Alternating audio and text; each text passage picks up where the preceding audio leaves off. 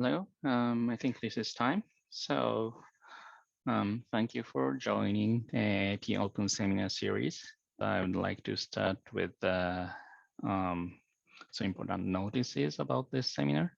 So as shown here, reproduction is prohibited, and reproducing or any part of the content is prohibited without the author's permission. However, this seminar will be recorded and will be available on the Recon AIP website later, probably next week. So in case you want to have our material or something, please contact us. And also, if you have any questions or comments, please use the Q&A tab of the Zoom client. And in case you don't see the Q&A tab, probably your Zoom client is outdated, so please update that. And I'm going to announce this later, but so this is part of Recon AIP Open Seminar series.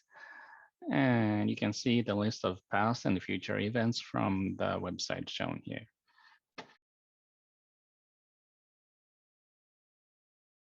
Okay, here's an overview of our unit. So our unit is a search and parallel computing unit.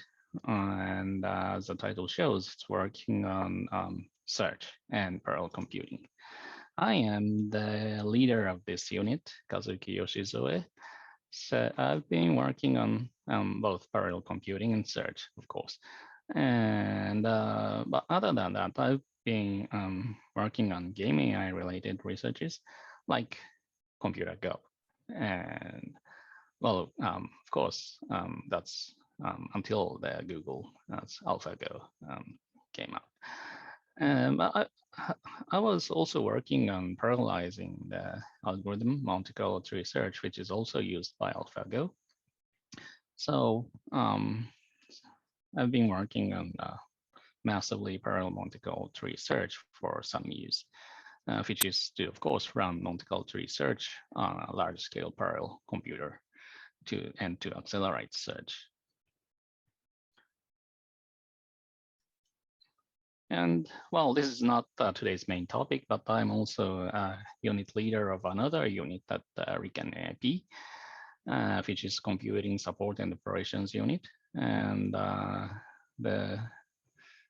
so this unit is in charge of our supercomputer system, which of course has GPU clusters. And we both have GPU cluster and CPU clusters, and it's used for our research.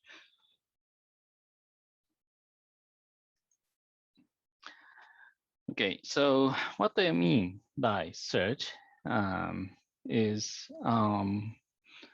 so the purpose is to find nodes or path from a given graph.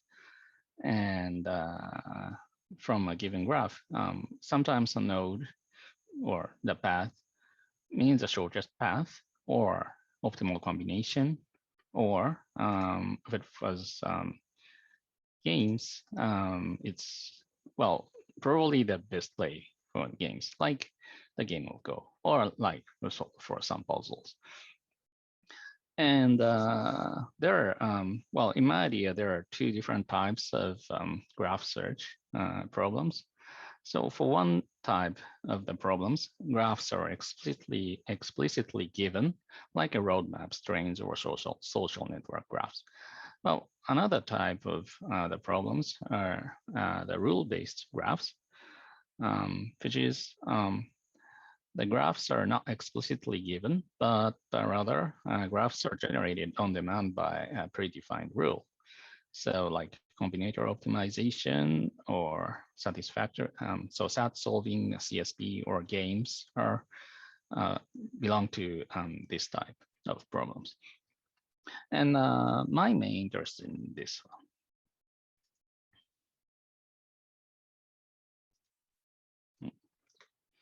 And well, so our goal is to use, one of our goals is to use machine learning and search in combination. And this is a very strong tool. Of course, AlphaGo is one of the examples of the strength of a combination of machine learning and search. And well, this combination had been commonly used in game AI, not just for game of Go, but now it's becoming popular for many other domains, I think.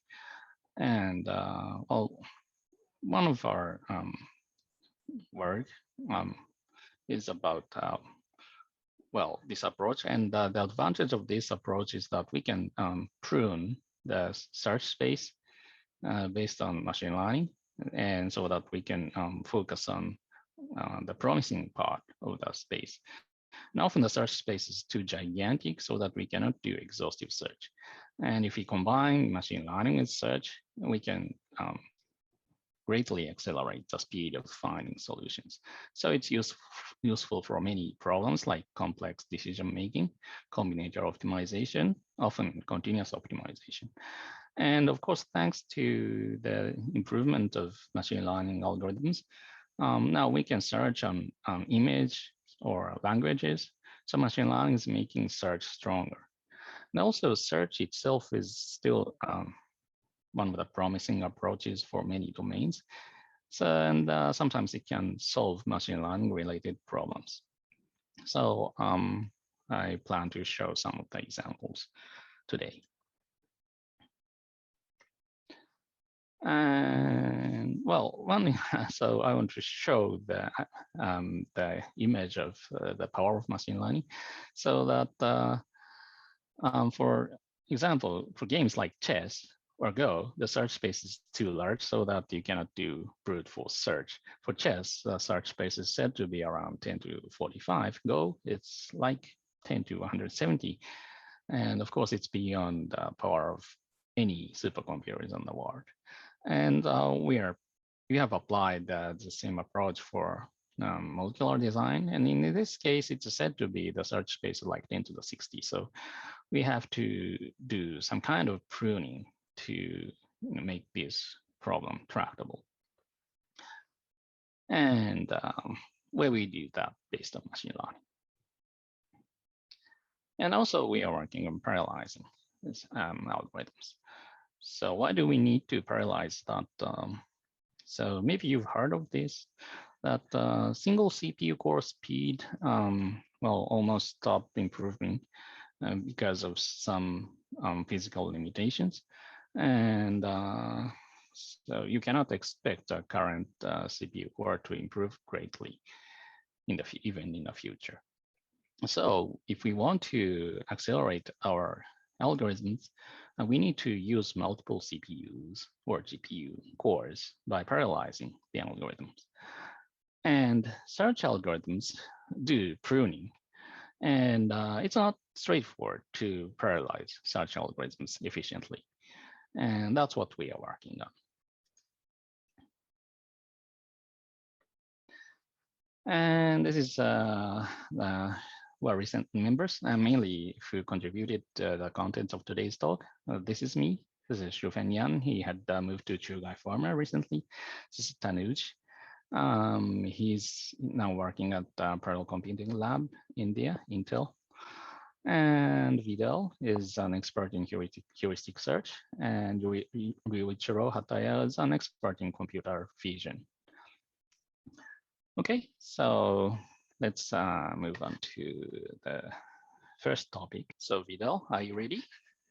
Yes, I'm ready. So thanks for having me. In this talk, I'm going to give a small overview of heuristic search, going a little bit more into depth of the things that define heuristic search and the aspects that Yusuke Sensei was talking about. And also regarding my personal research, I'm going to also give a small overview as well about the recent developments in bidirectional search here. So heuristic search is actually not a very well-known area of research, but as a matter of fact, from the 50s, when AI as a science began to become something real, and the first conferences were organized, most problems were set into the following setting. I have some goals. This is what I have right now. So how do I achieve them, right? And in fact, what they thought is, what kind of sequence of actions do I have to do in order to get to my goals? The way they describe this we are in a maze, we have to try to find the doors that will get us to the exit being the goals, and the initial state is where we're staying in that. Now we have a more general definition of what a heuristic search is, in the sense that, for example, we can have an optimization function, and then we may want to maximize our metric.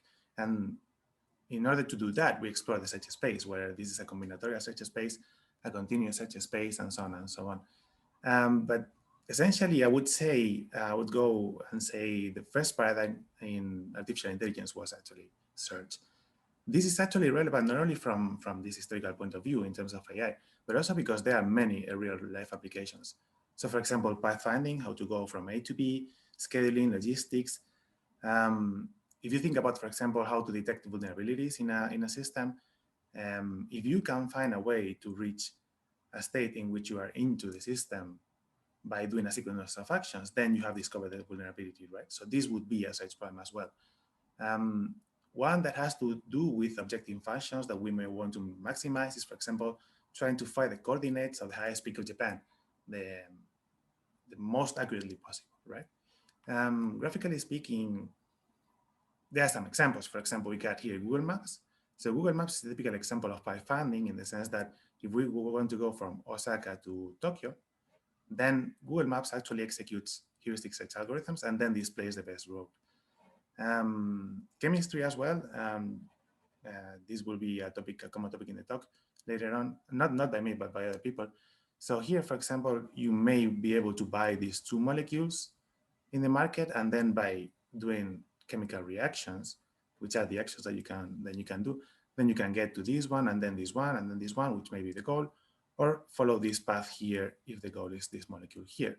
But again, for example, a complex logistics problem in what a multimodal setting, like for example, a port, in which there are ships that come, they have to use cranes in order to get the cranes. Cranes must be stacked, taking into account their weight. Then there's a limit in the space that you have in the warehouse as well. So the coordination that you have to do for the whole thing in order to minimize the time that ships spend at the port, that's certainly a heuristic search problem as well. We keep saying heuristic search, right? Search, everybody probably knows what that is, but heuristic is the concept that maybe some people are not so familiar with. A heuristic is just essentially an indication of how good my possibilities are. So if I am in a given single state, then the places I can go to, those are my children in the search tree. And what I try to do is to get a measure of how good they are. Which one should I pick, right? So for example, if we go from Osaka to Tokyo, right, and we have two possibilities, go to Nagoya or go to Okayama, then we can use the Euclidean distance from those cities, which is a straight line, in order to more or less get an estimation of how far I am from Tokyo. This is not the real measure, right? Because this doesn't follow a road. This actually goes through mountains, maybe go through the sea. So it is actually not accurate, but it's at least an indication of whether Nagoya or Okayama should be my next step. And here, for example, I would explore Nagoya because this line here is much shorter than the line that I would trace from Okayama to Tokyo, right? If we're talking about games, for example, so I would choose the action that takes me to a state in which the odds of winning are higher, right?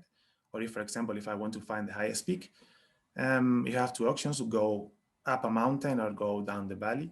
Then probably I want to go up the mountain because I'm trying to find the peak, which is essentially the quality of the current state if the state is a solution. So mainly there are essentially two ways of building a heuristic. The most common way in applications is just you do it yourself because you're the expert in the problem, and then you know what works for that case. So for example, we're talking about Euclidean distances. This is a very common case when you're dealing with geometric spaces. You can also have other definitions of distances as well. Again, in Google Maps, they don't use the Euclidean distance. They use slightly more advanced stuff. So you don't really have to settle with the first option that you have at hand. You can work on the heuristic if you're an expert on the domain and then get better results. Other things that work, for example, is the gradient descent. Again, this is the slope on the mountain. If I want to find the peak, then I want a positive slope. right? The metric of the problem, if you have an objective function, then higher it is, the better it may be. Again, don't think these are the only options. Whenever you have an intuition of what works and what not, then you can actually devise whichever mechanism you want. The second most common thing in recent years, actually becoming increasingly common, is to infer a heuristic by using machine learning techniques. For example, in games, you may take a look at past games and try to figure out the moves that were helpful for the player to win and the ones that you want to avoid in order not to lose. Or if you can actually trace the behavior of users in a given network of roads, or if you have smaller problems, then you can solve those small problems and with a heuristic search, with a weaker heuristic, and then from those small problems trying to infer a stronger heuristic using machine learning techniques in order to scale to bigger problems. However, surprisingly, the original purpose of the solver that that the researchers that created the field of AI had in mind is that the computer would come up with a heuristic itself, right? So not only the computer runs the heuristic search algorithm, but also will be able to infer a heuristic. Machine learning techniques are not the only ones that can be used in order to do this. So, for example, there are a series of general transformations of the problem, like coming up with abstractions of the problem, or coming up with relaxations in the constraints of the problem, that allows us to infer the heuristic from just the description of the problem. This was known as the general problem solver back in the 50s. And this is what we do in automated planning. Automated planning is a subfield of AI. I will describe it later on, but essentially it deals with trying to come up with a solver that can handle a problem with no human intervention. And for that, it must come with heuristics by itself. I would roughly divide heuristic search algorithms into two families. The first family is global search, which is probably the one that everybody has in mind, right? You build a tree with this shape. This is our original state. And then these are the children from the original state. Then you choose one, and from here you have a subtree all the way here, and then you may have other candidates. And these, the frontier candidates, these are the ones that we have to decide to expand. So in this case, we have to choose whether to expand N1, N2, on N3. And if we expand N1, then we'll have subsequent children, right?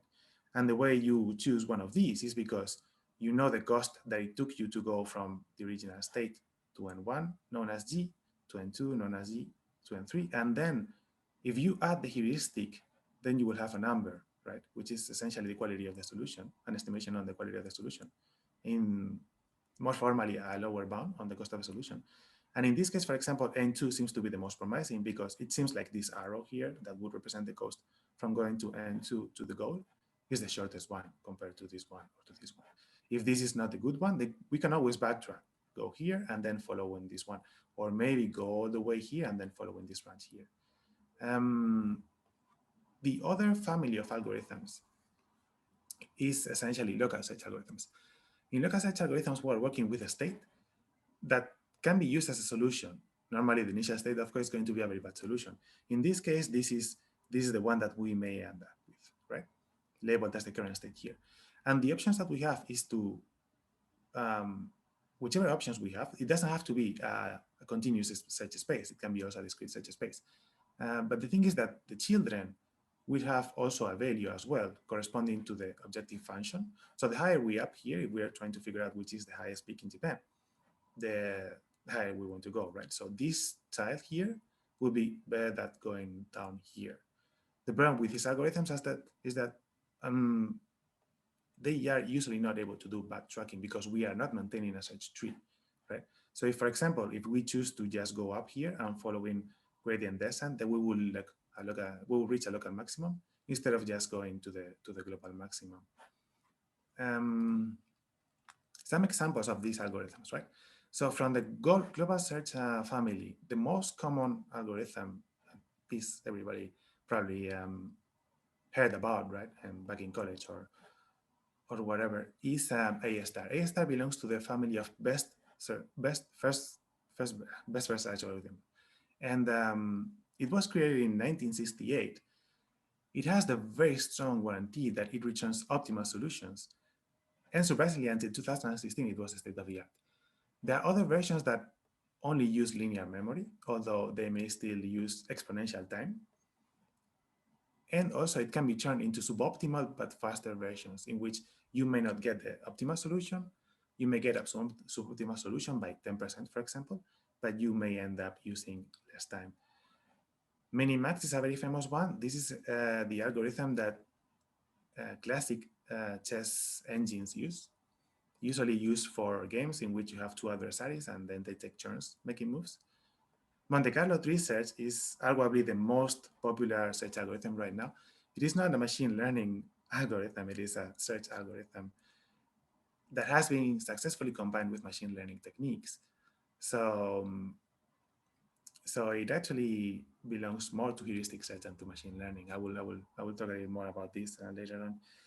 But it is a very common topic nowadays in conferences like NeurIPS, although I think it belongs more to conferences like AAAI, HCAI, ICAPS, SOX. And then there are other algorithms as well that are less known, but nevertheless still useful. Monte Carlo research is not always the best approach. A star is not always the best approach. There are alternatives like rapidly exploring random trees that comes from the motion planning community.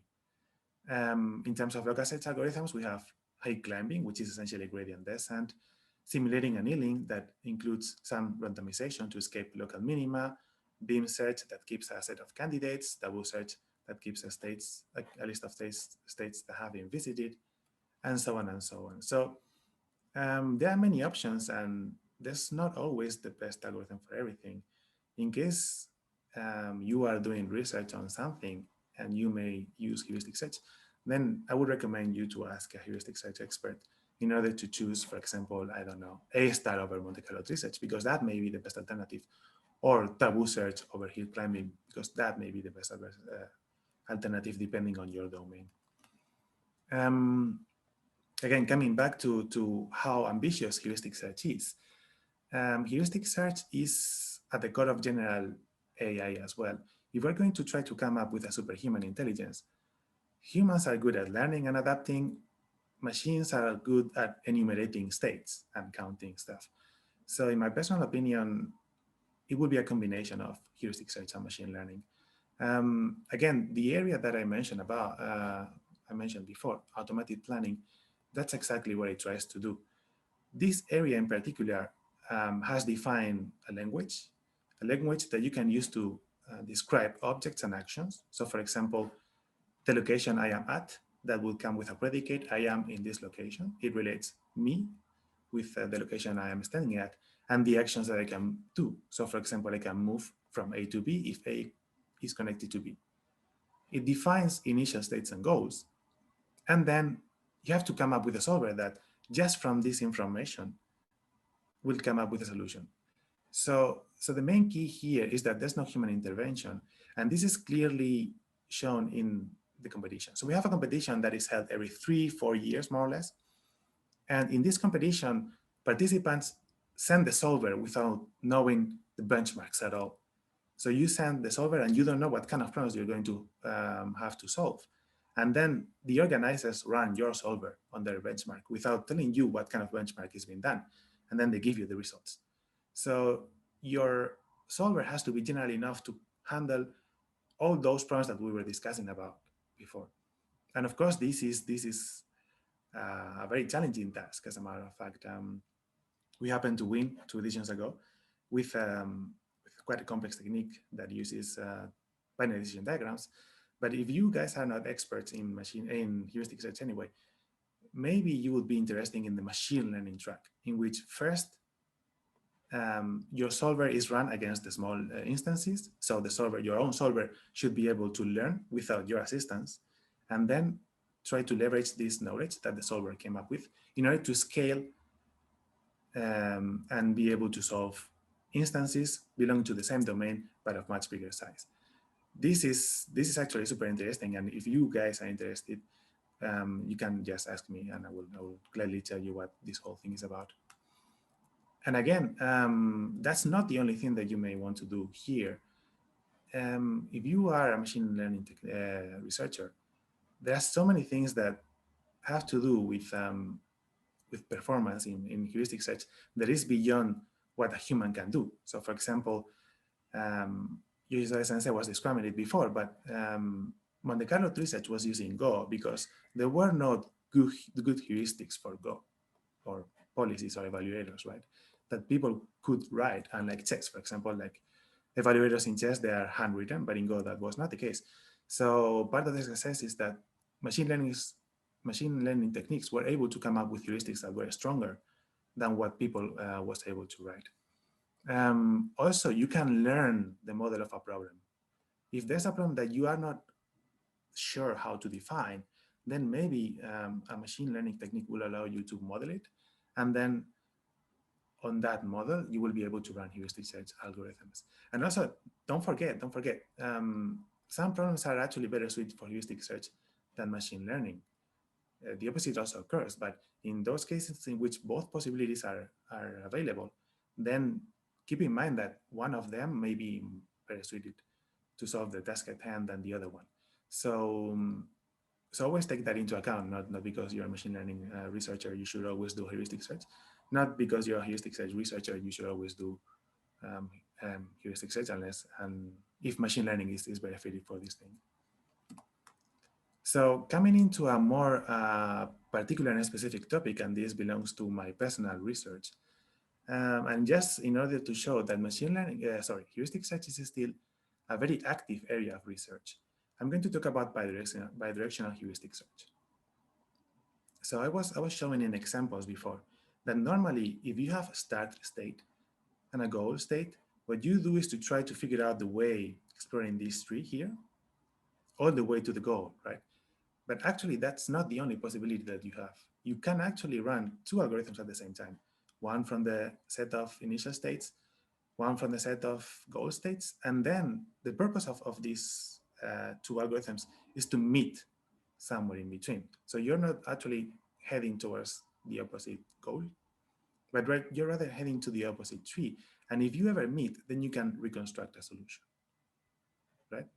And this is something that many people are not aware of because people are used to model problems like they model them using A star.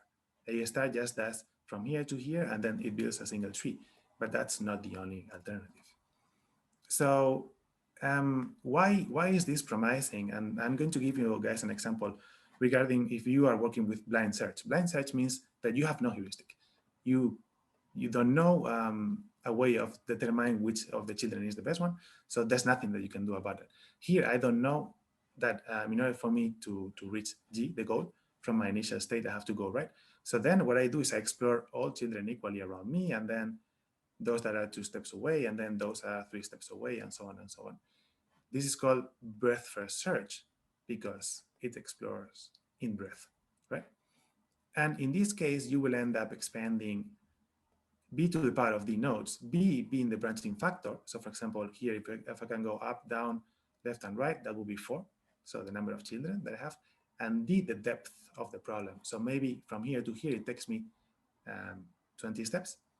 So if my branching factor is 2 and I have to take 20 steps, then that's 2 to the power of 20, okay? However, if you do bidirectional blind search, even if you don't have a heuristic, because we're still doing blind search, the number of nodes that we have to expand in the worst case is actually much lower because depth is cut by half, right? So instead of having to take 20 steps from here to here, I can just take 10 in order to meet here and do that twice, which is this 2 factor that is multiplying the equation.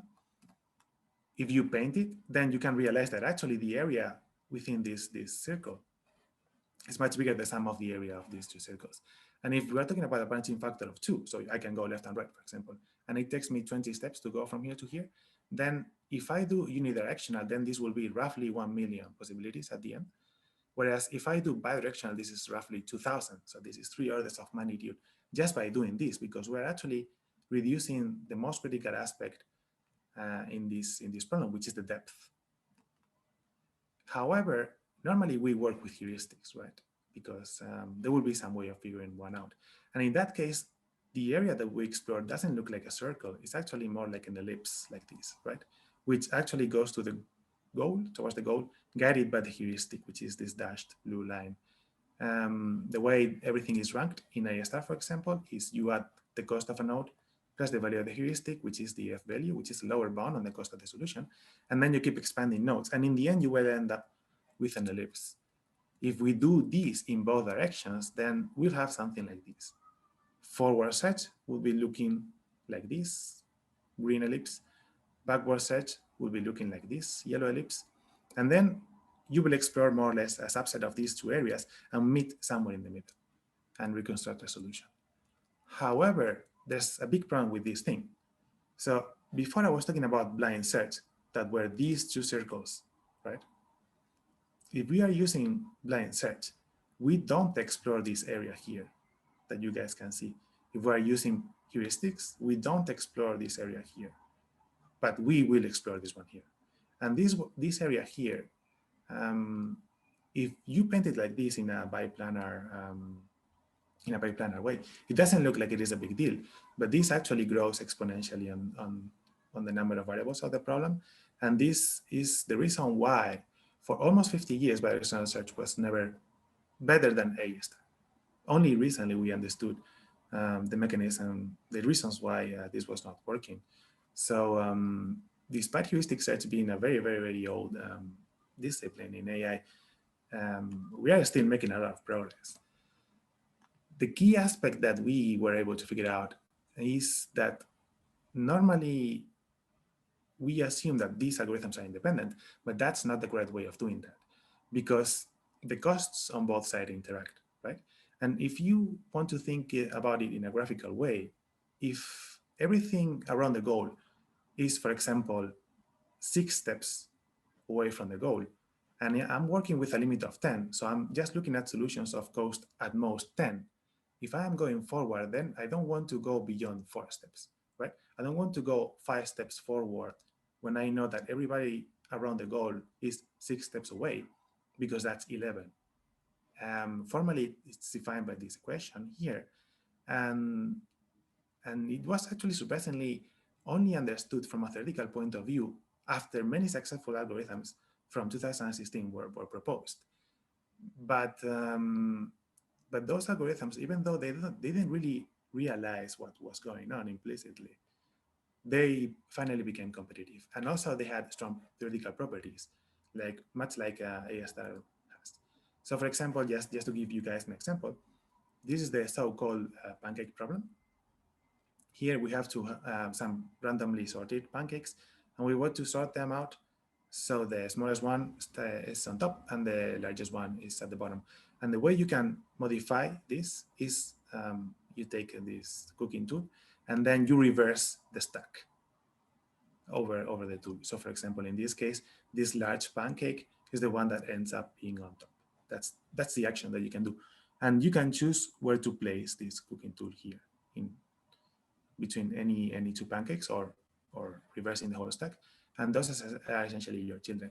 And this is A star, this is bidirectional search, the way it was classically defined in 1969. And these are different heuristics. Heuristic number 1, gap 1, is the strongest one, gap 6 is the weakest one. And here you can see that A star, for example, when the heuristic is strong, it's still doing okay. But once the heuristic is becoming worse, then if you compare the performance of A star with the best one here, this is almost 1 order of magnitude. If the heuristic becomes weaker, then this is already a clear order of magnitude. These 3 algorithms are algorithms that belong to a new generation that team. And if the heuristic becomes worse and worse and worse, we will run out of memory. I could not solve this. Run out of memory. And this is the classic bidirectional search algorithm that I was mentioning before. And as you guys doing worse, and only when the new generation came up, then we were able to get better results. However, there was a key aspect that had been missing for many, many years. There was a paper released in 1997 as well, that realized that the advantage of using bidirectional search is not only that we reduce the depth, but also because we can improve our heuristics. So they are on the other side. So for example, if I'm coming from here, from this side here, and I'm trying to expand this node in the forward frontier, then what happens is that I'm using this heuristic value.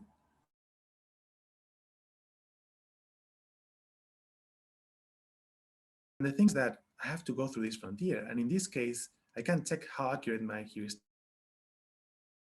If I'm this node here going backwards, is actually this dashed line, then I know that there's a big difference between actually indeed inaccurate. So what I can do is actually add this inaccuracy to my regular f function, that is the one that you use in A star, and then get higher values. The main breakthrough of this realization came up only recently, last year, and the realization is that indeed all these mechanisms that we're trying to do in order to figure out lower bounds on nodes, they are all global lower bounds between arbitrary sets of states in both directions. And they are subject to the same delay mechanism that I was describing before. Don't take 5 steps if everything is on the backwards direction is 6 steps away, because that's going to be a cost of 11, and we are just working with solutions of cost 10 right now. So more complex bounds like this one, which corresponds to kinds and kinders, use of heuristic inaccuracies, or this one that is Sadukan's heuristic inaccuracies, they can integrate it in the algorithms in exactly the same way. There's absolutely no difference. And literally it is a few lines of code on your algorithm if you program it properly. But however, the performance, the great performance gains that you gain allow you to go even further from the results that we saw before. I was saying how this guy, for example, is 1 order of magnitude. A star is 1 order of magnitude slower than this guy here that belongs to a newer generation of bidirectional algorithms. But if we use lower bounds integrated in the same way as I was describing before, then we can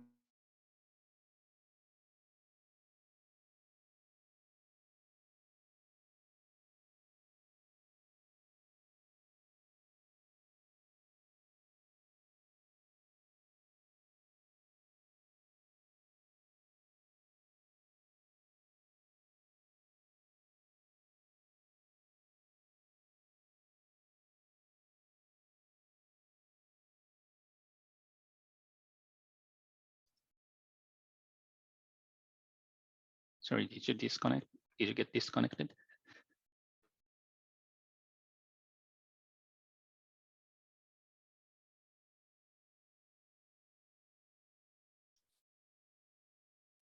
Sorry, guys. I think I dropped my connection for some reason. Was I disconnected for a long while or just one? For me, it was like 10 seconds. So. Okay. Then basically what I'm saying is that we have a star which is supposed to be the state of the art and what everybody is discussing and what everybody is using in real life. But here we were able to achieve 2 orders of magnitude, actually solidly across many different settings, in the sense that we may have different domains, or we may have different heuristics of different strands. And still, despite having a revolution in 2016, we have had another revolution recently in 2020. Maybe he got disconnected again. Okay. Meanwhile, I want to answer the questions we have. So I think we have 2 questions. One is, what are the main differences between MCTS and beam search? And well, thank you for the question. I think beam search just means a technique which is to limit the number of branches we explore. So, and if you just say beam search, normally I think it means combination with A-star search, but you can of course combine that technique with many other search algorithms. And there is an algorithm called Monte Carlo beam search. If you Google with Monte Carlo beam search, you can find the paper. It's a pretty straightforward one. So I think these are two independent techniques and which could be used together. And I hope that answers the questions. Sorry, I was answering one of the I questions disconnected by again your way. Yeah. somehow. Yeah, sorry about the lousy internet connection. I'm still Yeah. working with copper connection and not with cable. So just quick conclusions because this is taking a little bit too long. Mhm. So despite heuristic search being one of the oldest fields that we have in artificial intelligence, we are still working hard on it. And there are many applications that are suited to heuristic search. So they are efficiently solved with heuristic search and other techniques. We are very active, and now recently we're finding still surprising results. And this is not the only surprising result that we have found in heuristic search, pure heuristic search. In the last 2 years, I would say there's another big paper, I think, that took easily 30 years to happen as well last year. And there are plenty of opportunities for machine learning. And also regarding my personal research, I just want to point out that bidirectional search is possible. For many, many years, it was not popular at all because it didn't work, but now it works very, very, very well. So think about that when you're trying to implement something for your solution. So So questions and answers. Yeah, the questions that we still have two questions. The first one is interesting, but the difficult one. Will you try to answer that or Beam search and Monte Carlo tree search? No, that one I already answered. Okay, okay. We have two more. Can you see Q&A? Maybe I should read out. The first question is about, I will read out, so please try to answer. Yes. So mainly the question is that in the future, we might have quantum computers. Aren't quantum computers going to make the heuristic field of research disappear? Well, well, that's an interesting but very difficult answer. I am certainly no expert, but then again, it is likely to be so if you are able to represent an exponential number of states with only a qubit, a few set of qubits. However, it is not clear to me once you are dealing with complex trees and dealing with duplicates and stuff like that, whether this is possible at all. I think quantum search is done only in pure tree search settings or very clearly defined combinatorial problems. And depending on the features of this heuristic search problem, it may not be possible. But don't quote me on this because I'm by all means not an expert. Yeah.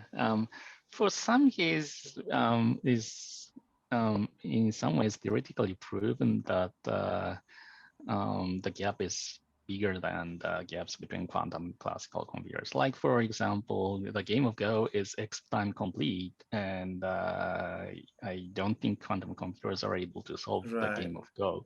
But for some classes of problems, it should work. And of course, quantum annealing already solving some interesting set of problems. But I'm not sure if it disappears or not. Maybe part of the problems may disappear. But sorry, I'm not sure if this answers the question. It's a very difficult one to answer. It's indeed a tricky one, yes. Yes. And I hope that at least it's enough for now. Another question is that does the utilization of inaccuracy somehow correspond to certain good randomness in search? This is also an interesting question. Yes, actually, this one I can read. So the answer is no. The answer is it's absolutely not related to randomness or stochastic methods, because when you're working with optimal solutions, it's not so much about finding the optimal one, but it's about proving that there's nothing better than the other one. So because you have to prove that there's nothing better, then you have to explore those. And the way you rule out some of those is by using heuristic inaccuracies to raise the bound, the lower bound on the cost of the solutions that you may think are better than the one that is your candidate for the optimal solution. So if you have a solution of cost 10, then everything that still looks cost 9, for example, you have to explore, right? So you have a subtree such that the nodes have a cost of 9. But if you can use heuristic inaccuracies in order to raise this by 2, this brings you all the way to 11, which means that you don't have to explore that tree at all. So it's not so much that the heuristic inaccuracies guide you away from bad alternatives is that it allows you to prune them earlier. And by that, you're reducing the search space that you still have to search exhaustively. But at least it is smaller than before. And because it is smaller, then you get a huge boost in performance. Or can I try to answer in another way? So sure. In some pathological cases of search, if we rely on the assumption that the heuristic function is accurate, sometimes happens that if you search deeper, you get the wrong answer more often. But it's the other way around. So search algorithms are designed so that it should work in case, even for the cases that heuristic functions are not perfect. And of course, if we have a perfect evaluation function, then there's no meaning to do search. So we can just pick up the optimal solution. So most of the, I think all of the practical search algorithms are designed so that it works if it's a little bit inaccurate. So, and by increasing the randomness, I don't think it's so likely that we get some benefit from that. And I hope this answers that question. Okay, and if we don't have any more questions, let's move on to the next topic. That's by me. And Vidal, thanks for the talk. Thanks for having me. And I'm going to talk about, well, massively parallel molecular research and apply to molecular design. So molecular design is also known as de novo molecular generation, is a problem which aims to find new molecules, which has some desired property defined as a score. So we can calculate the scores of given molecules. And our purpose is to find molecules with high scores. And we can formulate a program. This problem, like in a way, it's similar. It could be solved like the game of Go. And we use string-based models. Many other work also rely on this string-based molecular representation. There's a SMILE string commonly used among experts in chemistry. So that which describe the molecules in this way, like O means water, and H and single bond are omitted. It actually means HOH. There are many other definitions like double bond, triple bond, and like benzene or something. And this complex molecule shown here is described with this long string, and it's defined based on grammar. And of course, we can use techniques like LSTM to learn or generate the string. And so in this setting, our goal is to find good strings. So each string represents one molecule. And well, it's similar to a real experiment cycle. So we generate one candidate molecule, we measure the property, and we try to generate another one. And we want to do this cycle fully computationally. And so in this case, we want to find a high score small string. And we tackle this problem using AlphaGo-like algorithms. So I think many of the audience know what AlphaGo does. Let's recall what it does. So AlphaGo uses CNN to recognize the board position. And because we are using string-based molecular design, we use RNN.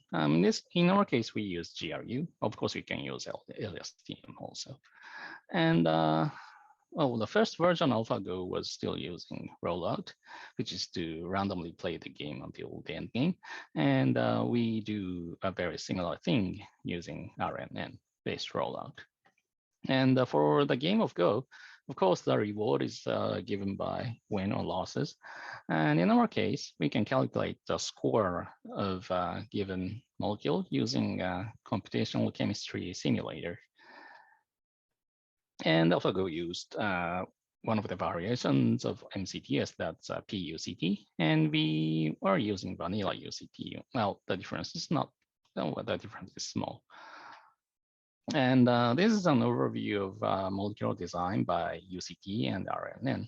So it follows the, I think many of the people are familiar with the 4 steps of UCT. One is to go down the tree by selecting the promising nodes. And once it reaches a node, and if it's visited a number of times before it expands a node, and then do simulation or rollout to calculate reward. And in our case, we do RNN-based rollout. So in this case, this node means a string starting with O equals C, and we can generate the rest of the string based on RNN, sampling over RNN. And then once we have a complete smile string, we can calculate a score using a simulator, and we can use that as a reward. So we follow the standard 4-step selection, expansion, simulation, back propagation. This is what I really explained, but in this case, we're using string-based approach. So it's like parsing the string from left to right, and do a rollout instead of like random placing though. And so based on RNN, which is trained using chemistry database, we can use this RNN rollout. And so we wanted to parallelize UCT. And so UCT is a search algorithm, so it's not so straightforward to do this. So for example, if we have the vanilla UCT here, this is a UCB1 formula. This part is the reward, and this part is so-called bias term. And what happens if we do a very naive approach, which tries to parallelize vanilla UCT? Then assume we have 3 processes, all of them go to the same leaf. And this doesn't make sense. So the first solution to this problem was the virtual loss technique. So we modify the vanilla UCD1 formula like this. And this T means a number of workers currently searching the path. So in this way, we penalize the nodes which is already being searched by some of the compute nodes. So what we do is that, so initially T equals 0. Well, if we have 1 worker searching this path, T will be 1. Then the second worker may avoid this path. And the third worker also may avoid further. In this way, we can distribute the workloads among the trees, but at the same time, still reasonably close to the most promising part. And this virtual loss technique was invented by, well, it was not published on paper, so we were not sure, but according to the inventor of Mcts, he was already using this technique combined with his first version of multi-code research. Now that's different from UCB, but so we presume that it's already invented by the year 2006. And but we wanted to parallelize this to a larger scale using distributed memory parallel computers. And to do that, we have to split the search space so that we can do search on distributed memory environment. The problem is that the difficulty of this is that if we naively parallelize the search space like this, so assume we have 4 machines and we split the search space into 4 subtrees like this, the problem is that in most cases, some part of the tree will pruned out and only one of the workers will be busy, so that parallelization fails. And a known solution for this problem is hash-driven parallelization. So the difficulty here is that the load imbalance. So hash-driven parallelization is a natural way of achieving uniform load balancing. So first we define a hash function for the nodes, and we compute a hash function, and we use part of the hash function as the ID of the workers. It's a very straightforward idea. I mean, very easy to understand idea. So in this case, this green node has this hash value. And if you use these 2 bits as the ID, it will go to worker 0. And for this one, these red ones go to worker 1, and blue ones go to worker 2. This go to 3. And well, in this way, we can achieve uniform load balancing. Yes, if the hash function is random enough.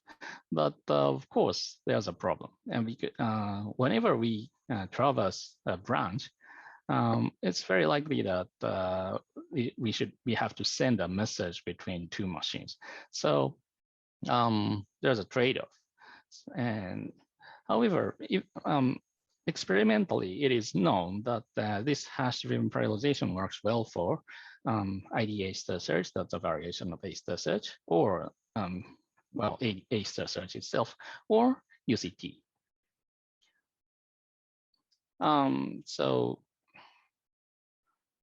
But for UCT to efficiently get parallelized, we have to modify UCT a little bit. So this shows a simple hash-driven parallel UCT. And what it does is that it goes down a tree and does a simulation and go back to the root. Then again, it goes back to the same node. And what happens is that if there are large number of workers, all the workers send a message all the way back to the root node. So there will be a communication contention problem around the root. So so the worker which has the root node will be just working on the messages. So this part will be the bottleneck. And what I've done back in 2011 is that so we skip the unnecessary messages. So it is very likely that at one step, this was the most promising node. It's very likely that some of the nodes in the neighbor of this node will be the next most promising node. So in that case, we don't have to go back to the root. So we can just go up and down like this. So in this way, you can skip the back propagations. And so if we can succeed in doing this, we can solve the communication contention problem. So how do we do that is that we prepare a history table which holds the results of the comparisons of all the siblings in the path, so that we can know that, well, we can guess that we are still at the most promising part of the tree or not. And this was already done in 2011. Well, we've done a very small modification. So in the TDS-DFU-CT, which is the algorithm I've developed back in 2011, we recorded the history table only in the messages. But this time, for our newer algorithm, we decided to record everything on the nodes. So of course, it will consume more memory, but at the cost of additional memory usage, we could accelerate the information sharing, and so it improved the overall performance by a large margin. Let's take a look at the overview again. So molecular design, there are lots of approaches. So recently it's becoming popular to use machine learning approaches for molecular design. And typically we describe a molecule using strings or graphs. So we train a generator using like VAE or RNN or graph neural networks or something. And we optimize a score using the generator. And well, so one popular way is this small string. Another is a graph neural network. And the popular benchmark score for the molecules is penalized log P, which is defined based on solubility, stability, and synthesized accessibility. And well, this is not so meaningful score, but well, many papers are using this. We use this score for measuring the performance of our algorithms. We have, this result is presented in iClear 2021, and we have a paper. So please take a look at the supplementary about for the results using other scores.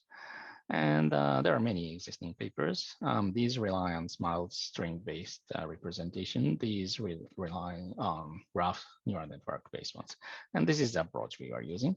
But we have parallelized all of these steps. And as a result, for penalized log P score, so the higher score is the better. And the existing work use like more complex models like graph neural networks or some PQN-based approaches or cycle-GAN or something. But we are using very simple model, which is also used in this work, which is based on small GRU-based model. We've trained a simple GRU-based model from chemistry database. But we just combined that with massively parallel multi-color tree search. And as a result, so we are comparing the top 3 scores generated by the algorithms. Our results outperform existing approaches, which are using much more complex models. And this is one using non-parallel multi-color tree search. And please note the improvement by using the more computational power. We've achieved these scores using only 10 minutes, 10 rounds. We picked up the best value among 10 rounds.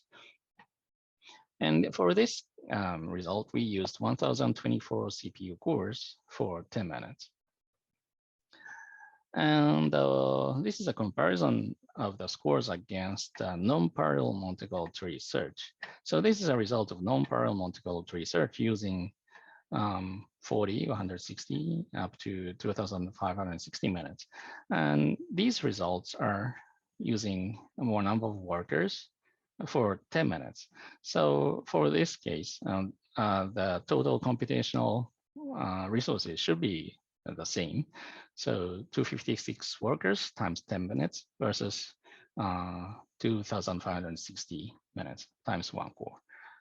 And the scores are almost similar up to 256 workers. So this is a very good result for parallel search because in most other approaches, the parallelization overhead is much larger.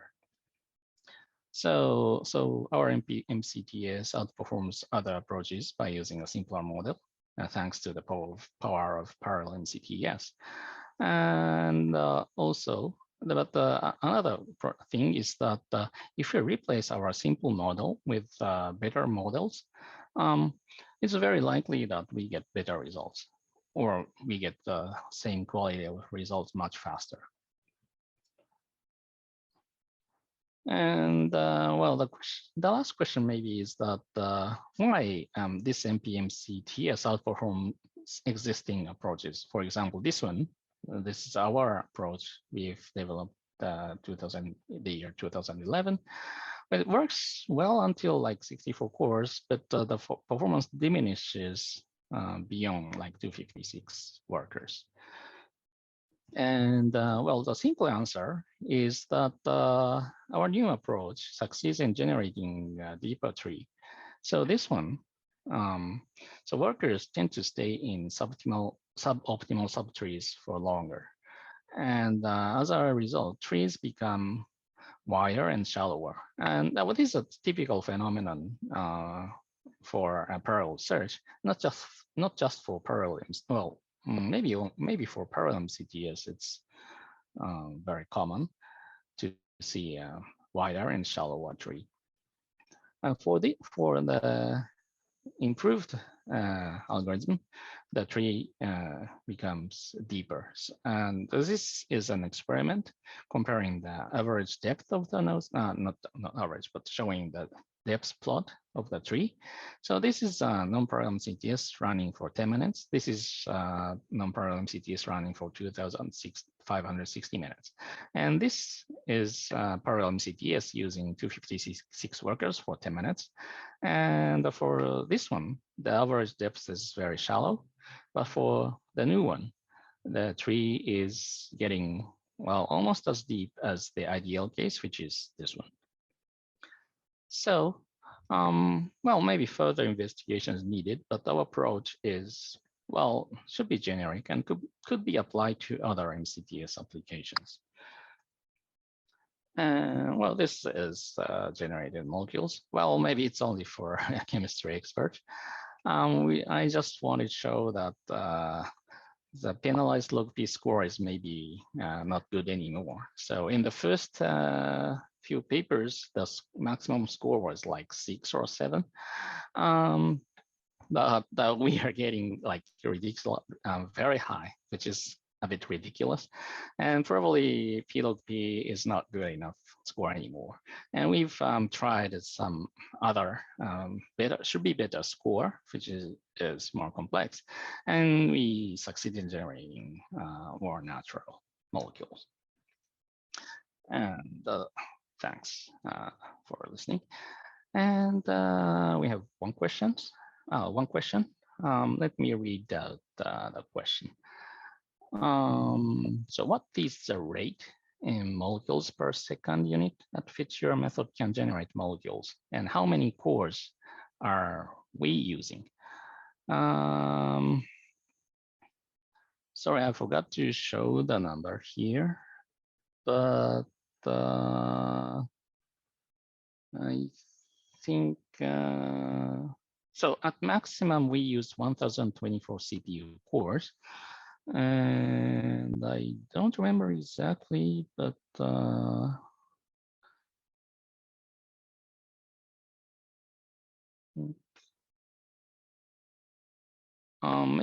maybe thousands or something. Sorry, I will check the exact number and get back to you later.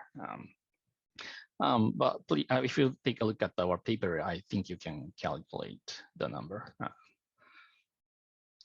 And we have another question. Are all our generated molecules valid molecules, at least valid smiles? And if not, what is the percentage of valid smiles strings? Okay, so all of our molecules are checked by a tool, RDKit. So it is guaranteed that all of the generated molecules are valid. I mean, at least valid smile strings. And in that sense, the success rate is 100%. But because our model is a very simple one, it's using a very simple RNN. So the success rate of getting grammatically correct small string, it depends on the data sets, but I think it's a bit lower than 90%. I hope that answers the question. And thanks for the questions. And in case the answers were not enough, please ask me again.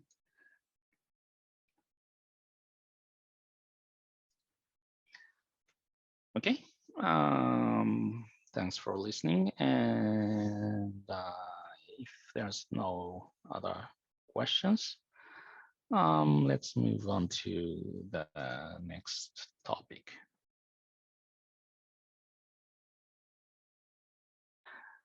This is also by me. It's about massively parallel statistical pattern mining.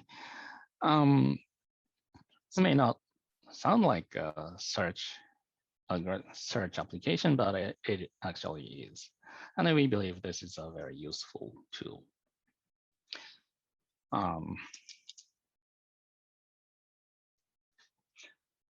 So in this case, well, in the previous topic, we've talked about parallel multicolor tree search. In this talk, we focus on parallelizing depth-first search.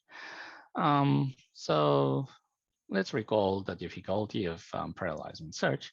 So practical search algorithms prune the search spaces based on some criteria.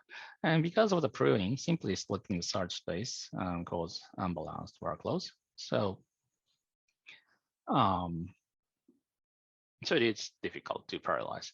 However, for depth-first search, it's relatively easier to parallelize, probably easier than MCTS. And there are, well, depth-first search is a very simple algorithm, but there are several important applications. And I'll be showing the examples here. So there's a problem called Bi-Directional problem. I'm not sure if all of you are familiar with this term, but there's a story, which, sorry.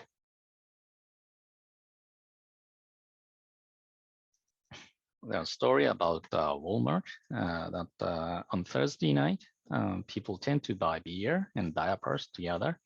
And they put these two products items to close shelves, and it increased the sales. And this is just a story, and there's no proof that it's true. There is a famous story which explains this problem.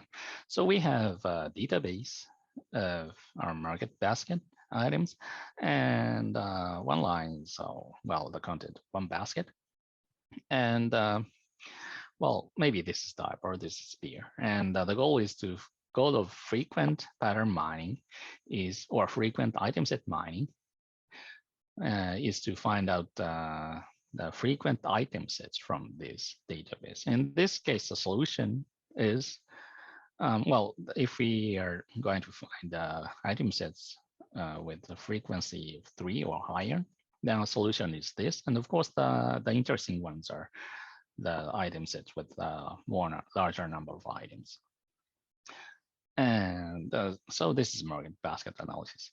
But if we add positives and negatives here, this is like a disease. Like in this case, so I'm showing genomics case. So like, so if we have SNPs, well, I think everyone has SNPs. SNPs are single nucleotide polymorphism. That is a flip in a DNA sequence. And one item here means one SNP. And in case someone has all the SNPs here, he or she is positive for some disease, and some are negative. And the goal is to find out the cause of some genetic disease from DNA SNPs. And well, but this is a very generic setting, so maybe it's also useful for feature selection, or maybe for explaining the results. So sometimes we have large number of features, but smaller number of data sets. And in this case, it makes sense to find a combination of features which are statistically significant to the outcomes. And moreover, also, if some of the features are like co-occurring, you know, they often almost always occur together, we want to treat them as one, like you know, many feature selection algorithms do. And our methods find statistically significant combinations of features. So I think it's our method is also useful for these problems.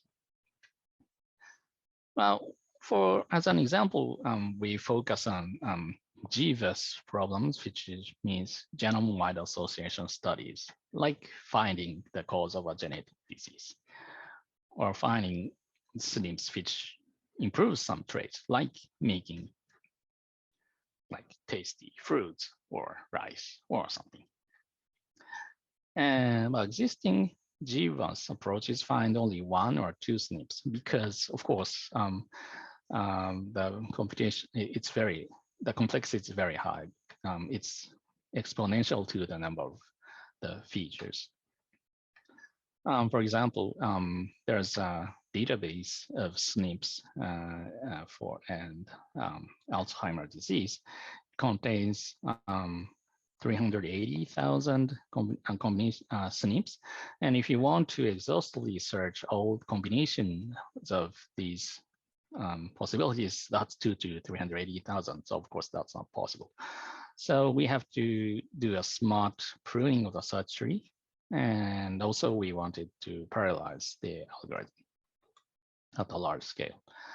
And well, we'll explain later that this is depth first search problem. So depth first search is a very simple algorithm. So given a tree, go down a tree and backpropagate, then go down another branch. And by repeating this process, we will traverse all the nodes in the tree in them. And naturally, it could be implemented as a recursive call. And depth first search is suitable for trees and requires small memory. And as we show later, it's parallelization friendly. And frequent item set mining can be solved using depth first search. In the case, there's no threshold, but sometimes we have thresholds. So our goal is to find out some of the best nodes from the tree. We can prune the branches based on the best score found so far. And with threshold, it becomes a little more difficult to parallelize, but still possible without large overhead.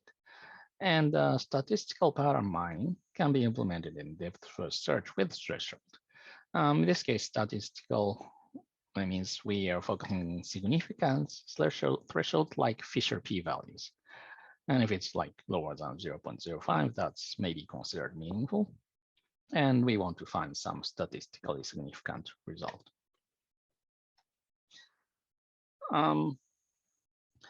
So this is the original search space of frequent pattern mining. Assume we have 6 features. Of course, the possibility is 2 to the 64. If we exclude this case, that's all features are negative. Well, that's still 2. That's 2 to the 6 minus 1, so we have 63. And of course, we have more number of features. It's not possible to apply brute force search, so we need pruning. That's an idea called closed item sets. Well, I don't think you need to understand the details now, but it's a kind of a maximal item set. So for this data set, well, the enumeration of frequent item sets was this. But if we focus on closed item sets, that is an item sets that if we add something, the frequency will always decrease. So this case, item set 164 is closed item sets. If we add any other item set, the frequency will decrease. So now the frequency is 3. So it's occurring 3 times. If you add any other items, the frequency will decrease. And if we enumerate all of the closed item sets, well, these are the all closed item sets with frequency 3 or higher. It includes all the information of these item sets. So it's a kind of compressed way of enumeration. And so we can prune the search space based on closed items. Instead of enumerating all of the item sets, we can just focus on these closed item sets. And so this is a definition.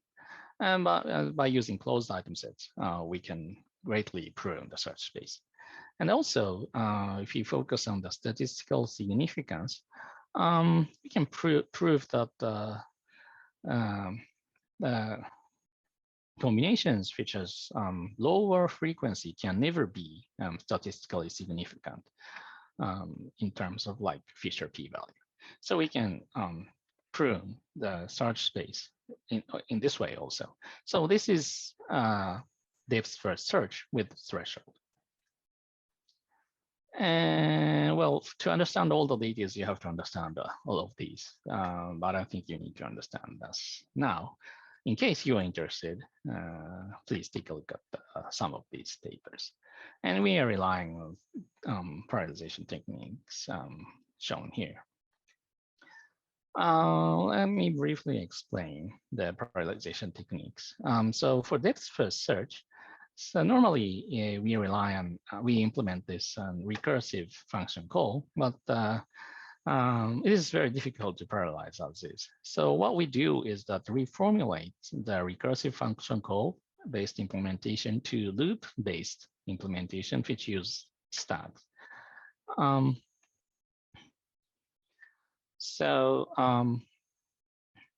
What we do is that instead of doing recursive calls, we prepare our stack, we push the root node first, then we just pop the node and push the children, pop the node, push the children. And if you repeat that until the stack becomes empty, and then in this way, we visit the nodes in the same way, almost the same way as it in the recursive function call. And if we do that, we can parallelize the method based on work stealing. So we can forget that this was a search algorithm. We just think that this algorithm pushes something onto the stack and pops something occasionally, and just repeats a process. And if some of the workers has empty stacks, it just steals the workloads from other workers. And if we do that efficiently, we can parallelize all of these steps very efficiently. And well, there are lots of details about work stealing, but let's just skip the details. But I just want to emphasize that this is based on relatively recent results about the graphs with randomness has a smaller diameter.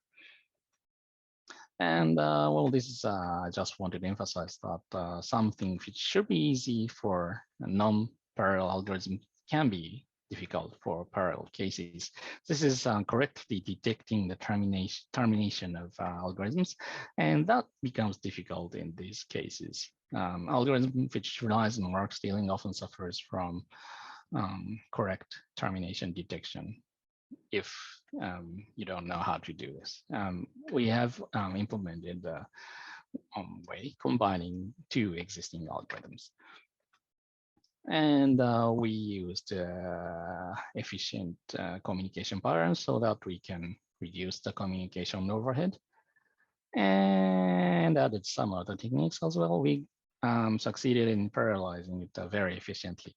So we are solving some of the problems. This x-axis shows the number of CPU cores used. Y-axis shows the scalability, and this purple line shows the execution time. And when we use 1,200 cores, in this case, we've achieved almost linear speed up. In this case, this is also, well, a very good speed up. So in this case, we are trying to analyze the DNAs for Alzheimer's disease, and we are trying to find the cause. And that computation is very costly, but if we use parallel machines, then we could efficiently speed up the computation. And we've tested the algorithm also on Amazon EC2, and the cloud-based, it efficiently worked on cloud-based clusters as well. Sorry, this is just a breakdown of the overhead, so let's skip this. And I want to emphasize that we've tested this on K computer just before it was shut down, like 2 years ago. And I've used up to 140K CPU cores, and we obtained the estimated speed up of like 110 or 120,000-fold. This is extremely good result for parallel search, because other existing work, the speed ups are limited to 30-fold or less. And we are trying to make libraries based on this result. And we have tried 2 applications so far. And one is analysis of cause of early onset Alzheimer's disease. And it is, well, it is famous among, I think, medical doctors that this SNP is crucial for early onset Alzheimer. If you have this, this is highly likely that you become Alzheimer at younger ages. But what we found out that if you have these 4 SNPs in combination, then it's also significant. So this is the purpose. So sometimes diseases or traits are caused by not just a single SNP, but the combination of multiple SNPs. And our algorithm succeeds in finding these combinations. And it succeeds in generating the same result compared to the exhaustive search over all possible combinations. Another work is about, well, the risk factor of depression. So this is done in collaboration with Tohoku Medical Megabank and statistical genetics teams and the team in the AIP. And the purpose was to reveal hidden risk combinations for post-traumatic stress disorder. This is a very valuable database, which is based on a survey among the people who lived in the most heavily struck area by the earthquake occurred in Japan in the year 2011. And they've followed the patients for 5 years, and they've done analysis for what caused the depressions later. And we found out that some of the seemingly harmful features become, well, high-risk combinations if high risk, and this is done by our algorithm. And the conclusion is that, well, parallelizing search is also possible for this first search. And there are applications in data mining, namely frequent pattern mining. And we are already using that for medical data analysis, but it should be useful for many other algorithms. And we are looking for collaborations with researchers who have high dimensional feature data. Thank you. And well, we have 2 questions, maybe related to the previous topic. So one question is, what method is suitable for Mcts hyperparameters optimization?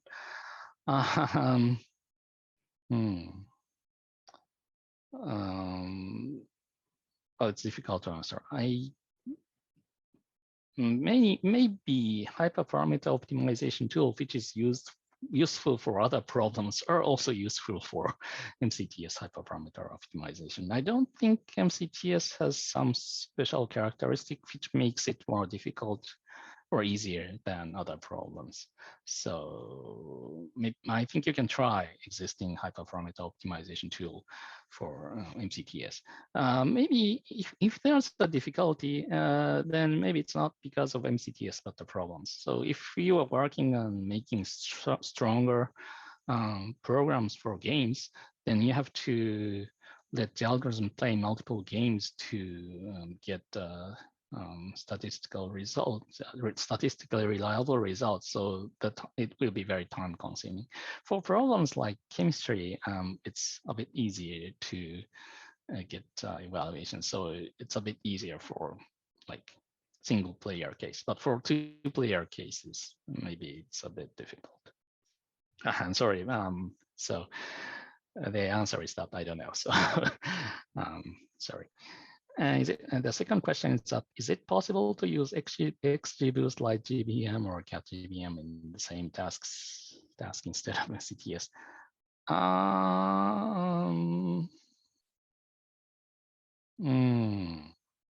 Maybe a bit different. I mean, characteristics or purpose of the algorithm is a bit different. Maybe for some problems, maybe you can, but at least for like XGBoost, well, if the purpose is to find out some optimal combinations or a path or a solution, I think MCTS is better. But you have to have some graph structure defined on the problem space. So if you don't have that, you cannot use MCTS. You should rely on something else. So because almost any search algorithm rely on the appropriate definition of the search spaces, so that you are assuming that the nodes feature closer in the graph are maybe similarly promising. And if that assumption does not hold, there's no sense in doing search. So if you have that kind of appropriate search space defined on your problem, maybe MCTS is good. In other case, MCT is not promising. So I think you should choose based on the characteristics of the problem. I'm not sure if that's enough. So please ask me again if that's the answer is not enough. Next question is it efficient to combine MCTs with AlphaFold or MI? Sorry, I really didn't understand, have time to take a look at the true details of AlphaFold, but maybe yes. If you're, but I'm not sure if the computational resources are enough. But if the purpose is to find out, not just predict, but find out some optimal or some better protein, I think it makes sense to combine with the search. But I'm not sure if it's really need to be MCTS. Any other optimization algorithm could be also promising. But MCTS has an advantage that many other algorithms, search algorithms like A*, for example, assume that the evaluation function returns deterministic values. But if you use UCT, you can naturally combine with probabilistic evaluation functions. I think you have an advantage with UCT. In case, of course, like it's very likely that you are using machine learning based evaluation functions, then maybe it makes sense to try UCT first. And the next question is that are there any way to select a valid descriptor from a physical property database efficiently? Sorry, but it depends on the meaning of valid and efficiently. Not sure. For simple problems, may be possible. But sorry, I'm not an expert in this part. But so far, of course, for drug discovery, I think this is very difficult. So one of the reasons we used P-log-P is that it's well-defined, it's very simple. And the second benchmark score we've used is the wavelength one, and we can accurately simulate reasonably accurately simulate wavelengths using simulators, but it's very time consuming. It takes some minutes to calculate that, but we can accelerate that using machine learning, I think. So we can train machine learning model, which generates the similar value, which is calculated by the more time-consuming simulators. And there are lots of other examples. For example, in RIKEN, another team working on disaster analysis was making a model which predicts the effect of earthquakes. So you have to do very time-consuming simulation using supercomputers, but they've trained models, deep neural network-based models, which accelerate the simulation by a large margin. And so maybe that's possible, but I'm not sure that's valid, and I'm not sure if that's efficient. But possible in some cases, but not sure if valid enough, not sure if it's efficient enough. Sorry for a big answer, and I hope that's enough. So in case the questions, the answers were not enough, please ask me again. Okay, and that's the end from my part. And can we move on to the next topic? Are you ready, Hata-san? Hello, I'm Richiro, and I'd like to talk about Fastautogram, which is a differentiable data augmentation search methods for image recognition. And before going to Fastautogram, let me briefly introduce myself. So I'm a PhD student at the University of Tokyo, and my supervisor is Professor Hideki Nakayama. And also I'm a research assistant at Research Institute at the University of Tokyo, and also a part-time researcher at this unit. And my research interests include data augmentation for image recognition. And also recently I'm interested in energy-based generative models. Yes. And today's talk is about Fastautogram, which was accepted at ECCV last year. And this work is done with great co-authors, Yan and Professor Nakayama from the University of Tokyo, and also Kazuki from Riken AIP. So before going to the details, let me explain the overview of this method. So we propose Fastautogram, which is an AutoML method for data augmentation, like AutoAugment. And compared to previous methods, Fastautogram is significantly faster. And so to obtain good policies for data augmentation, it requires like only 15 minutes. So if I start the train now, it will finish before this talk will end. And one of the reasons that this method is very faster is that it's differentiable method. So you can use gradient-based optimization to obtain good policies. So what is data augmentation? So suppose you have some training data, label training data, and in supervised learning setting, the goal is to minimize this empirical risk. And of course, if you have more data, it is expected you can obtain much better performance. But of course, it is very difficult to obtain more data usually. But what if we can virtually increase the number of data? So to do so, one possible way is to use some transformation that is invariant to label. So for example, in image classification case, flipping is invariant to label information, in this case, cat. And the key point is you can combine several transformations. So for example, if you have this cat image,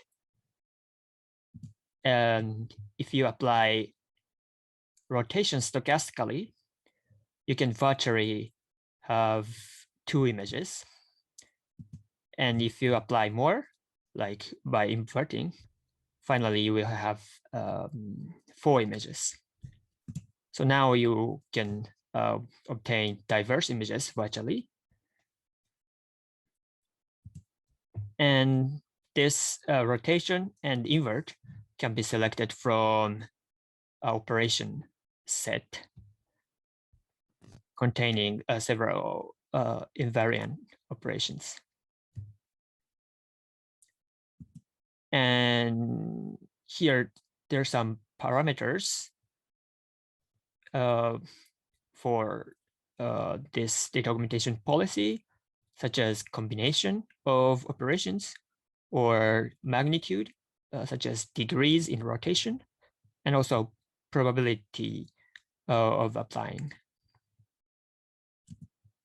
So designing data augmentation policies is choosing good parameters with respect to validation criterion.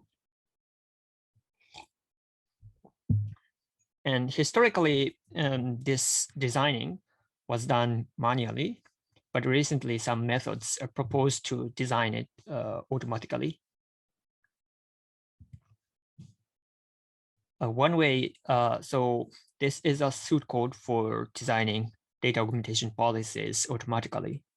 So you initialize the data augmentation policy, then update it repeatedly. And in each policy update, you initialize CNN and train CNN with the current policy. And finally, after this CNN training, you can evaluate the CNN using validation data, and then evaluate the current policy based on this validation criterion. After finishing this policy update, you can train CNNs or probably vision transformers in 2021 with the obtained policy. And this is what basically AutoAugment is doing, but there are several problems. One problem is that the search space of the policies is very large. So you cannot use simple search algorithms such as random search or grid search. Instead, you need more sophisticated ones such as reinforcement learning or your favorite black box optimization technique. And the other problem is that this training CNN requires a long time, but this can be alleviated by using, for example, small CNN that can be trained in a minute, or use a small subset of training data instead of using the full one. So AutoAugment use these techniques and then achieve superior performance to the baseline. However, it still requires a long time to obtain policies. So for example, for CIFAR-10, which is a 10-class image classification dataset, AutoAugment required 5,000 GPU hours, which is too long for us. So to accelerate the searching, Lee Metali proposed Fastautogram, which flattened the nested loop by using a technique called density matching, which I will explain in which I will explain later. And we further accelerate the searching time by using gradient-based optimization. So let me explain density matching and gradient-based optimization one by one. So the goal of data augmentation is not transforming images arbitrarily, but instead your goal is to fill the missing points of the original data. So in other words, the goal of data augmentation is to match the densities of the original, the distributions of original data and transform data. And if the data augmentation policy is differentiable, we can use GAN-like objective to minimize the densities between this transformed images and the original images. So to match densities efficiently, we need to make this policy part differentiable.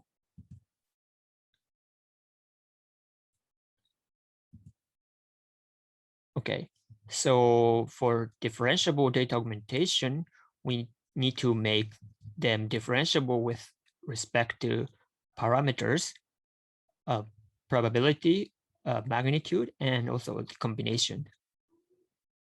But obviously, for example, especially combination is discrete, so we need some tricks. So to apply these operations stochastically, we can use Bernoulli distribution. So more precisely, we can sample B from Bernoulli distribution parameterized by P and take a weighted sum of transformed and the original image like this. So by doing so, since B here is binary stochastic variable, the result of this summation is the original one, or the original one or the transformed one with probability of P.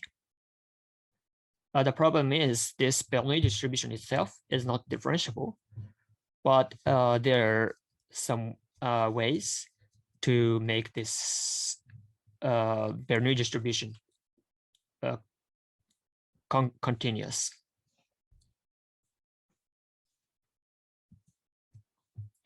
And for the magnitude parameters, actually there are many operations are already differentiable with respect to magnitude, such as rotations or shifting are differentiable with respect to magnitude, but some operations include discretization.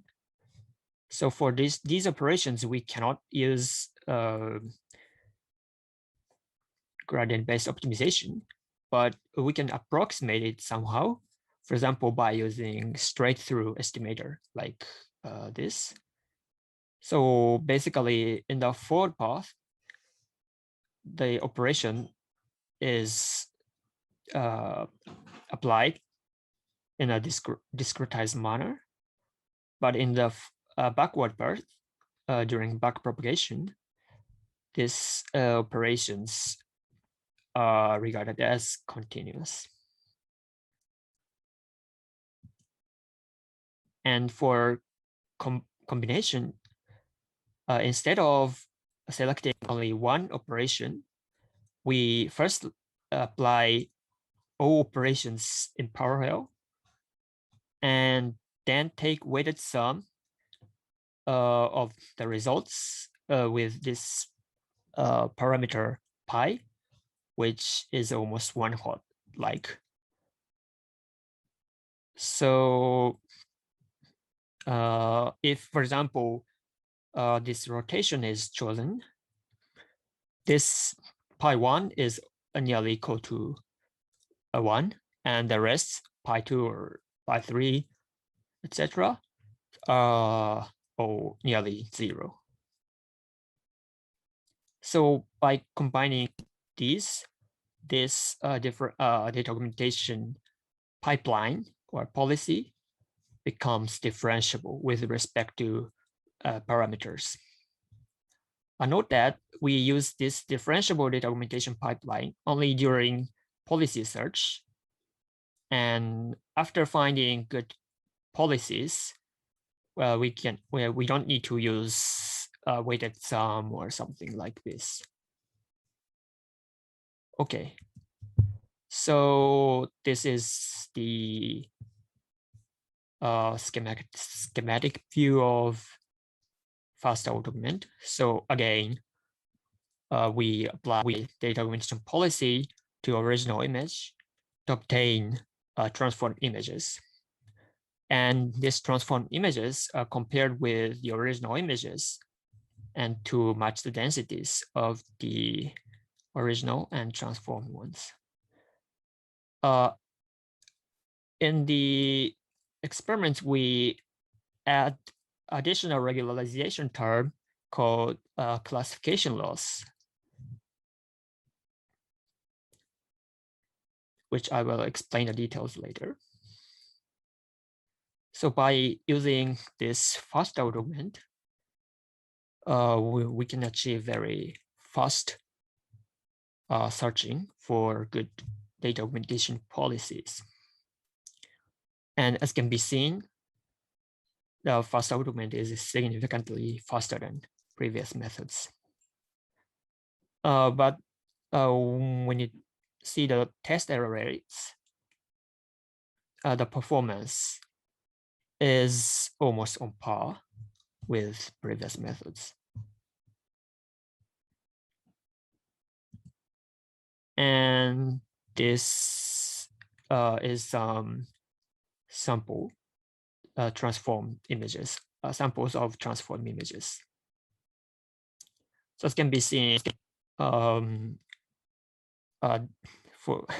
Fastautogram can find different data augmentation policies based on a data set. And so here I will present some operation studies. So as I said, we used two loss objectives. One is for distribution matching, and the other is for classification loss. And the first ablation is to ask if the training itself is necessary. In other words, if random policy is effective enough.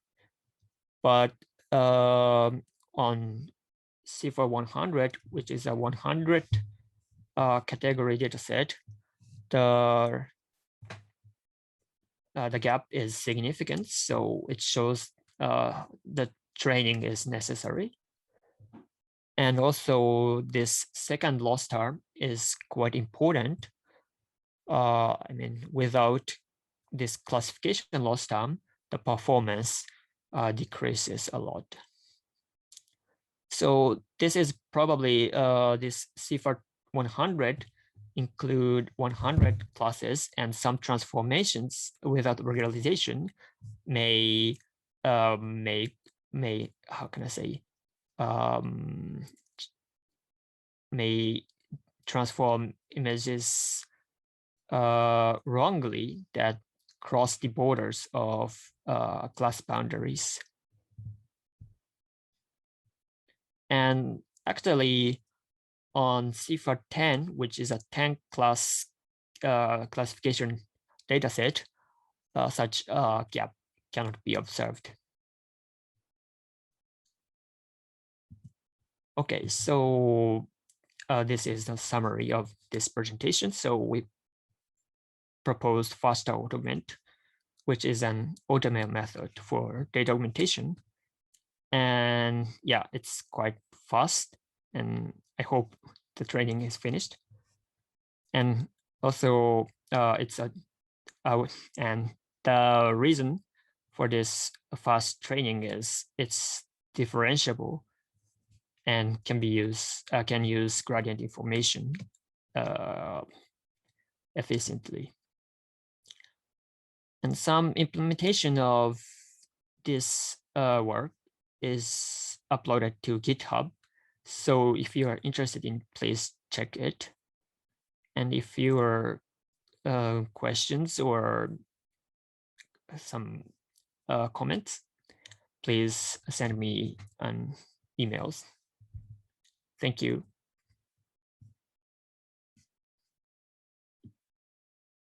Okay, so there's a question. So are there any effective augmentation methods for other models, time series signal data, table data, and anomaly detection task, and so on? Yes, so as I said, the important thing for data augmentation is to, can I say, implant some notion of invariance to the models. So for each task, there exists some kind of effective sorry. So data augmentation methods depend on a task and data model. Is it okay? Yes, and the other question is, what is the proposed method different in GAN for extracting features or reinforcement learning in policy determination? Sorry, I cannot fully understand the question, but if the difference between this method and this fast augment is for GANs. Basically, GANs generate images from random variables, but in this case, the images are natural image. Images from dataset are transformed. So this is the main difference.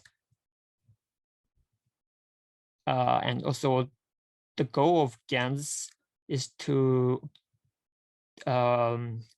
obtain a generator that maps random variables to images. But in this case, the goal of adversarial training is to obtain good policy. Okay. And another question is, have you tried your image augmentation method on sensitive datasets as medical imaging, etc.? Not yet, but I think that's very good direction. And I'd like to try that direction. Thank you for your suggestion. Oh, yeah, another question is, could you briefly explain the pseudocode of fast and Fastautogram? Sure. Okay, so in Fastautogram, they firstly train CNN without data augmentation, and then using data augmentation, how can I say? After that, using the trained CNN, they firstly augment validation data and evaluate that transform data using the trained CNN. So their idea is, if the distributions between the original images and transformed images, transformed here, is close enough, then the validation criterion should be lower. And based on this, distribution matching idea, they train policy. And similarly, we use density matching, but unlike their way, we can use gradient-based optimization. So we directly matches densities between original one and transformed ones using adversarial training.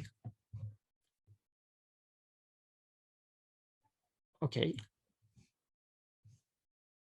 So I think the time is over. So if you have any questions, further questions, please send me emails. Thank you. Thanks for the talk. And if there's no more questions, maybe let's, sorry. So I think I've misunderstood one of the previous questions, which was about, are there any way to select a valid descriptor from a physical property database efficiently? And I misunderstood the question. I thought this was about MCTS, but maybe it was about the statistical pattern mining.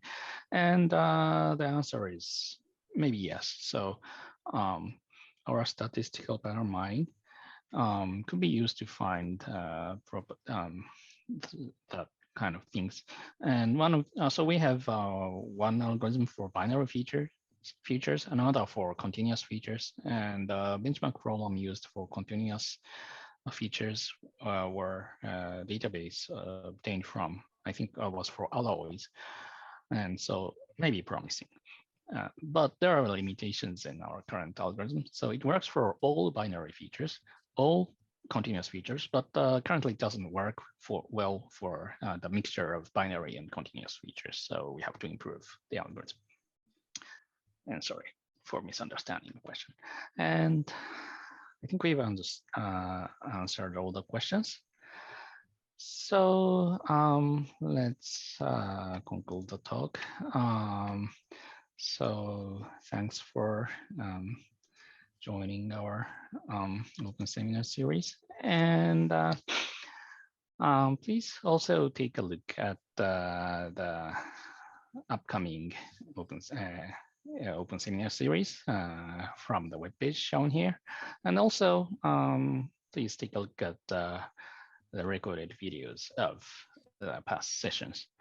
And I hope you will participate in the upcoming seminars as well. And thanks for participating. And that will be the end of this seminar.